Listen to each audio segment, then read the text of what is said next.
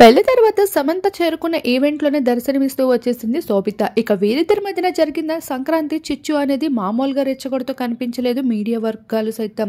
అసలు విషయానికి వస్తే ఇప్పటికే సంక్రాంతి అంటే మన తెలుగు తారలకి పండుగ చేసుకునే వేడుక. అందరూ ఒకే దగ్గర చేరుకొని ఈవెంట్స్ అంటూ పాల్గొంటూ ఉంటారు.